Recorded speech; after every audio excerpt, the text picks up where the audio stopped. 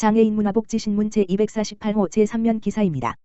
경기도교육청, 마이다스 IT와 인공지능 취업 지원 시스템 마련 위해 맞선. 경기도교육청, 교육감 이재정, 24일 주식회사 마이다스 IT, 대표이사 이형우와 인공지능 기반 채용 정보 시스템 마련을 위해 협약을 맺었다. 이날 협약식은 성남 마이다스 IT 9층 컨퍼런스룸에서 이재정 교육감과 이형우 대표이사 등 업무 관계자 20명이 참석한 가운데 진행했다.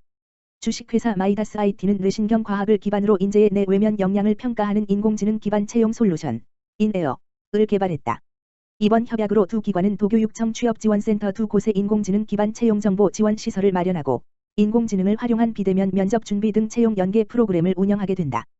협약 주요 분야는 인공지능 채용 정보 취업 지원 시스템 지원, 학생과 교원의 미래 산업 분야 핵심 역량 강화, 인공지능 기반 채용 솔루션 현장 적용과 교육용 콘텐츠 개발 협력 등이다.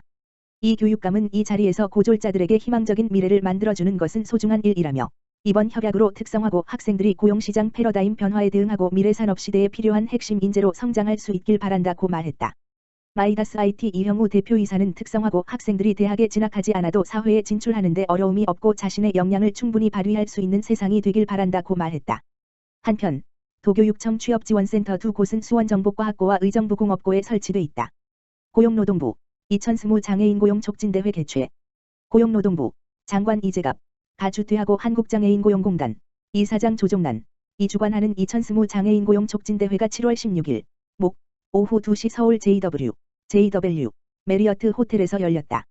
올해로 30회를 맞는 장애인 고용 촉진대회는 장애인 고용 촉진에 기여한 사업주와 모범이 되는 장애인 노동자 그리고 장애인 고용 업무 유공자를 포상하기 위한 행사이다.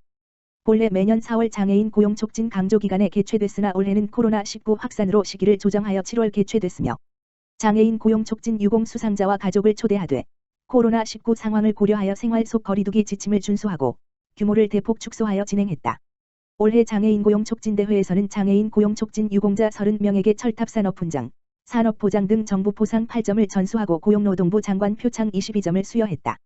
이번 대회에서 영예의 철탑산업훈장은 이망택 오픈엔즈 대표이사가, 산업보장은 심상훈 신명산업과장이 받았다. 이망택 대표이사는 삼성 SDS의 자회사형 표준사업장인 오픈엔즈의 대표이사 취임 이후 장애인 일자리 발굴 노력을 통해 40명을 신규로 채용했으며 전체 장애인 노동자 중에서 중증장애인 비율 45%, 여성장애인 비율 38% 이상을 유지하고 있다. 또한 단순 직무 위주의 장애인 일자리에서 탈피하여 모회사인 삼성 SDS 업무 특성에 맞는 정보기술, IT, 직무 위주의 일자리를 발굴함으로써 모범적인 장애인 고용 모형을 제시했다.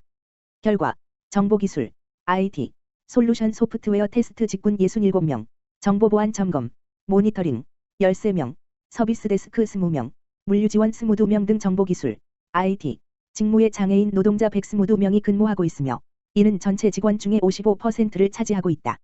아울러 장애인 직원들의 정보기술, IT, 직무 역량 강화를 위해 직무교육 및 사내 강사 제도를 운영하고 전담 전문 심리상담사 배치, 장애인 직원 맞춤형 복리후생 제도 운영, 장애인 편의시설 설치 등 장애인 노동자의 고용 안정 및 처우 개선을 위해 노력한 공헌도를 높이 평가받았다. 산업보장 수상자인 심상훈 과장은 중증 청각 장애인이자 신명산업의 창립 구성원으로서 사원으로 입사해 현재 한 공정의 책임을 맡은 관리자에 이르기까지 약 20년 동안 가구 제작과 기술 개발에 몰두하여 회사의 발전에 크게 기여했다. 심상훈 과장은 15세 때부터 서울농학교를 다니며 목공 실력을 키웠고 신명산업 입사 후에는 책임감 있는 자세로 고객과 소통하며 자신만의 가구 제작 기술 개발 및 연구에 열정적으로 임했다. 그 결과 전국장애인 기능경기대회에서 3회 수상, 가구 제작, 목공예, 자전거 조립, 했으며 청각장애인 팀원으로만 구성된 가구 조립반을 구성 운영하고 장애인을 대표하여 회사 내 인사위원회 위원으로 활동하며 장애인에 대한 편견과 부정적 인식을 개선하는 데 큰 역할을 담당했다. 대통령 표창은 천사요양병원 이대훈 사원과 롯데카드 김창권 부회장이 받았다. 중증의 지적장애를 가진 이대훈 사원은 천사요양병원에서 요양보조 업무, 어르신 이동보조 및 식사보조를 담당하면서 근면 성실한 자세로 업무를 수행하여 장애인 노동자 최초로 우수 직원으로 선정되는 등 직장 내 장애인 인식 개선 및 요양보조 업무 발달 장애인 추가 채용에 크게 기여했다.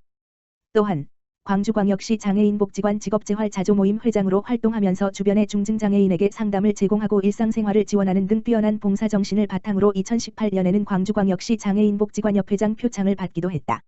김창권 부회장은 롯데카드 대표이사로 재직 당시 장애인 일자리 사업 확대 및 지속적인 고용을 위해 채권 서류 발급, 사내 물류 기반, 인프라, 관리 등 장애인에게 적합한 신규 직무를 개발하면서 다양한 유형의 장애인을 채용했다. 2019년에는 43명의 장애인을 채용하고 장애인 의무 고용률을 초과 달성하는 등 장애인 고용에 대한 양적 질적 확대에 적극적으로 앞장서는 모범을 보였다. 행사 말미에는 축하 공연으로 국내 최초 발달장애인 공연 단체인 드림위드 앙상블의 클라리넷 연주 무대가 펼쳐졌으며 발달장애 청년들의 감동적인 연주에 참석자들은 큰 박수와 환호를 보냈다. 임서정 차관은 코로나19로 전 국민이 어려움을 겪고 있는 상황에서도 수상자분들을 포함하여 장애인 고용을 위해 노력하는 모든 분들께 깊은 감사의 말씀을 드린다라고 밝히며 올해는 장애인 고용 촉진 및 직업재활법이 제정되고 장애인 의무고용제도가 도입된 지 30주년이 된 만큼 정부도 장애인과 비장애인들이 함께 일할 수 있는 기회를 더욱 확대하기 위해 노력하겠으며 장애인들이 이를 통해 당당한 사회구성원으로서 자립할 수 있도록 적극 지원하겠다라고 강조했다. 인권위, 정신질환자의 자의입원 의사가 우선돼야. 국가인권위원회, 위원장 최영애는 정신질환자의 자의입원 의사를 거부하고 행정입원 조치한 정신의료기관장의 행위는 정신건강복지법을 위반하고 헌법 제10조에 근거한 자기결정권을 침해한 행위라고 판단하고 해당 정신의료기관장에게 인권교육을 실시할 것과 해당 지방자치단체장에게 행정입원이 남용되지 않도록 관리감독을 강화할 것을 권고하였다. 해당 진정사건의 진정인은 알코올 치료를 위해 2019년 11월 18일 피진정병원에 자의입원을 하려고 하였으나 피진정인은 진정인이 이전 입원 전력에서 음주행위가 재발되었다는 이유로 음주재발 위험 예방과 치료 효과성을 높이기 위해 행정입원으로 조치했다. 또한 피진정인은 행정입원 절차를 진행하는 동안 진정인이 병원 로비에서 기다렸기에 진정인도 행정입원에 동의한 것이라고 주장하였다. 정신건강복지법 제44조 행정입원의 취지는 정신질환으로 자타해 위험이 있어서 진단과 보호가 필요함에도 불구하고 본인이나 보호 의무자에게 치료 협조를 구하지 못한 경우에 행정입원이라는 절차를 통해 정신질환자에게 필요한 진단과 보호를 할 수 있기 위함이다.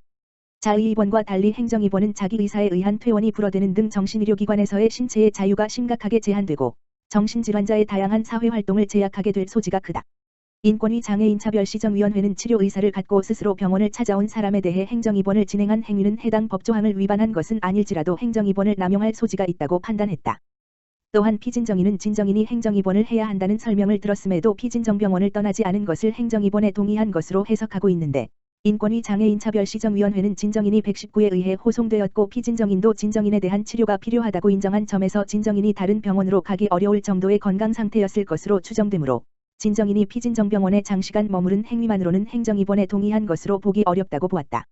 인권위 장애인차별시정위원회는 2017년 5월 30일부터 시행한 정신건강복지법 제2조는 기본이념에서 정신질환자 자신의 의지에 따른 입원 권장과 의료행위 등의 당사자의 자기결정권을 보장하고 있으며 같은 법 제6조에서 치료, 보호 및 재활 과정에서 당사자의 의견을 존중하여야 하는 것을 정신건강증진시설장의 의무 규정으로 두고 있다는 점에서 정신의료기관의 입원 형태는 자의입원이 우선되어야 하며 정신의료기관장은 당사자의 자기결정권을 존중해야 한다고 판단했다.